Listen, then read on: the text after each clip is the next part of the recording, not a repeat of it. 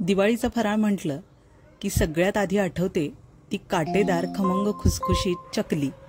चकली कधी बनणार आहे हे घरातले सगळेजण विचारत असतात. आज आपण अगदी पारंपरिक पद्धतीनं बनवलेली आई आजीच्या हातच्या प्रमाणाची अगदी अचूक प्रमाणात आणि अतिशय खमंग खुसखुशीत चकली भाजणीचं प्रमाण बघणार आहोत. मेजरमेंटच्या या सगळ्यात मोठ्या कपानं 2 कप तांदूळ घेतलेला आहे, 1 कप हरभरा डाळ घेतलेली आहे आणि अर्धा कप उडीद डाळ घेतलेली आहे. आता हे आपल्याला 10 मिनिटं पाण्यात भिजवायचं आहे आणि त्यानंतर कापडावर सुकवायचं आहे. दिवसभर कापडावर सावलीत सुकवायचं आहे. तर मी पाण्यात भिजत ठेवलं होतं. आता ते कॉटनच्या कापडावर आपल्याला हे आता दिवसभर फॅन खाली सुकवत ठेवायचं आहे. हे असं फॅन खाली पसरून ठेवूया.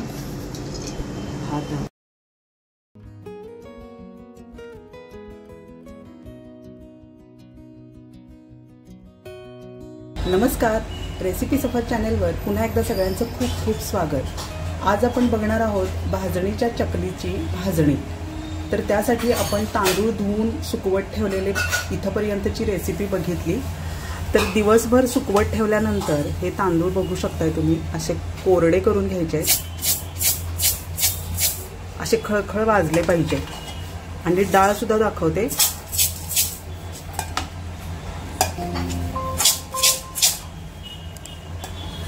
इतपत डाळी खळखळीत सुकल्या पाहिजे. आता आपण भाजणी करून घेऊया. एका बाजूला कढई तापत ठेवली होती. 2-3 मिनिटं तापून झाल्यानंतर गॅस बारीक करायचा आहे. आणि आता हे खळखळीत सुकलेले तांदूळ आहे, त्यात आपण यात टाकूया. आवाजावरून कळलं असेल तुम्हाला, अगदी खळखळीत सुकलेले आहेत. आता आपण हे मंद गॅसवरच भाजायचं आहे. गॅस अजिबात मोठा करायचा नाही.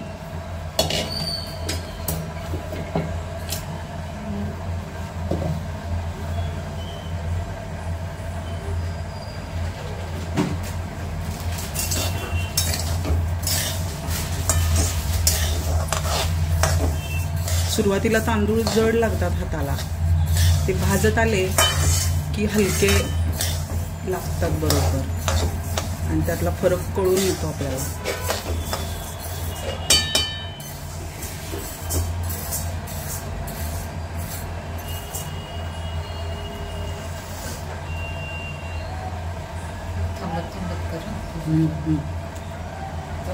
हां,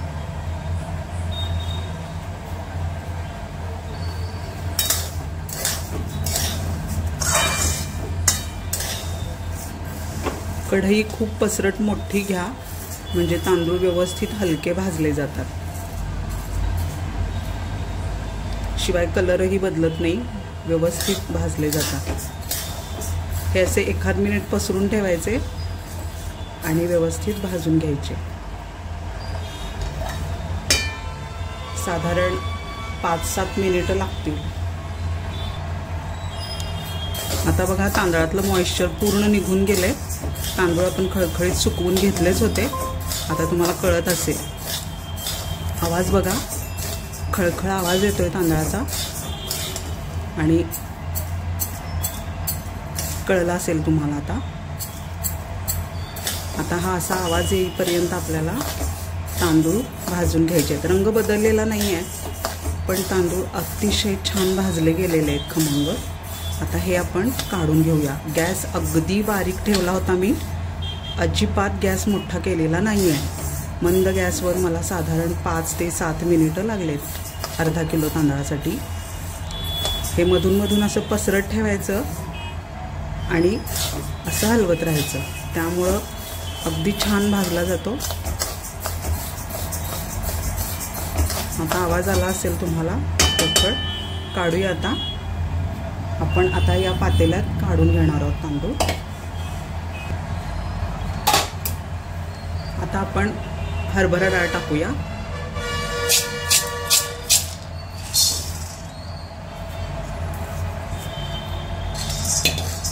गॅस अजिबात मोठा करायचा नाही, मंद गॅसवरच हरभरा डाळ सुद्धा आपल्याला भाजून घ्यायची आहे. डाग पडू द्यायचे नाही डाळीला. डाळ सुद्धा खळखळ वाजेपर्यंत आपल्याला भाजून घ्यायची आहे.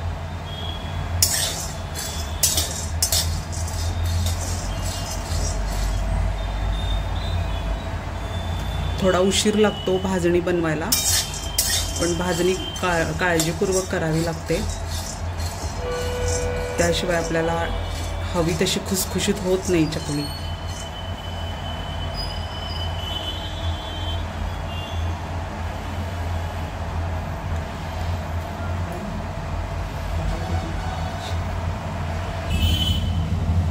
हे बघा, डाळीला बारीक डाग पडायला सुरुवात झालेली आहे. गॅस बारीकच आहे, अजिबात गॅस मोठा करायचा नाही आहे.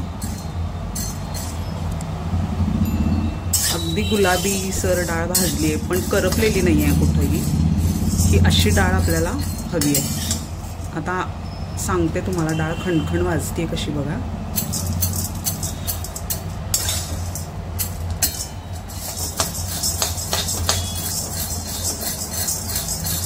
हा असा आवाज येईपर्यंत डाळ भाजायची आपल्याला.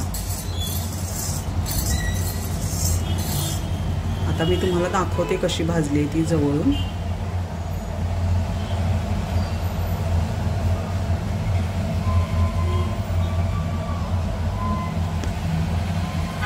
ही अशी आपल्याला डाळ भाजून घ्यायची. आता ही मी काढून घेणार आहे. हां, आता आपण उडीद डाळ भाजायला टाकूया.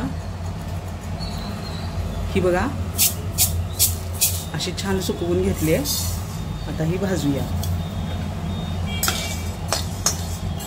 गॅस अजिबात मोठा करायचा नाही, मंद गॅसवरच होऊ द्यायचं, कितीही वेळ लागू दे.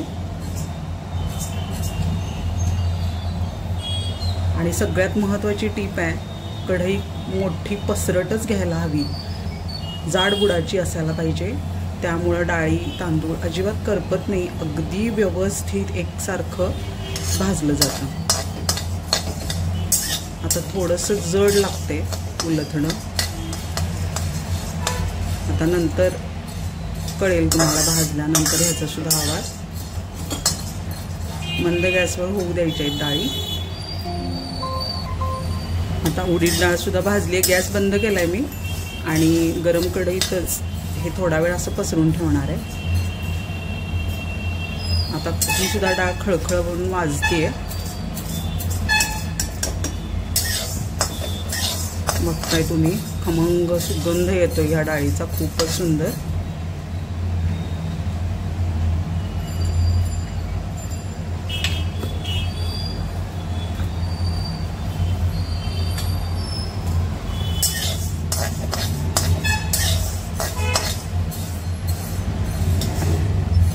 आता ही सुद्धा डाळ काढून घेऊया.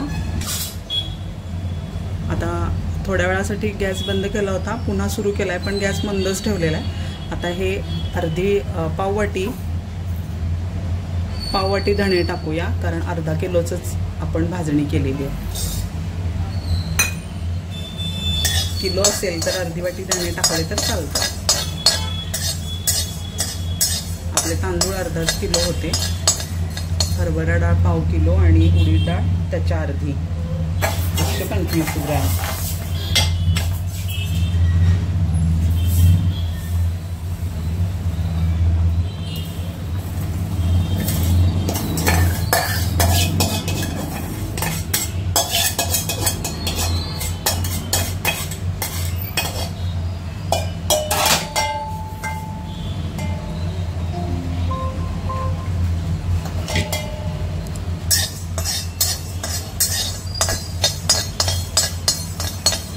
धणे खूप करपवायचे नाहीत. सुगंध यायला सुरू झाला की हे सुद्धा आपल्याला भाजणीवरच काढून घ्यायचं आहे.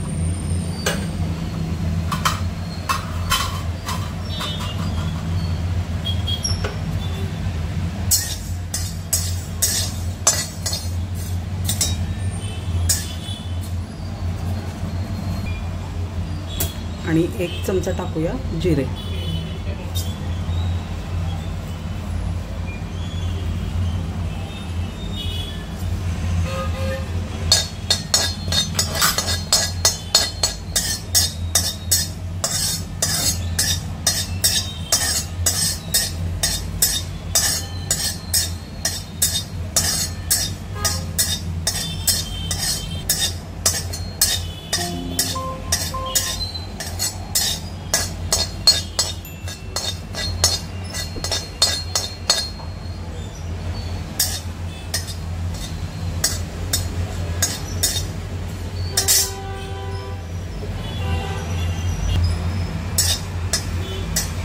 कांदे जास्त करपवायचे नाही आहे. झालेत आता भाजून. बंद करूया गॅस.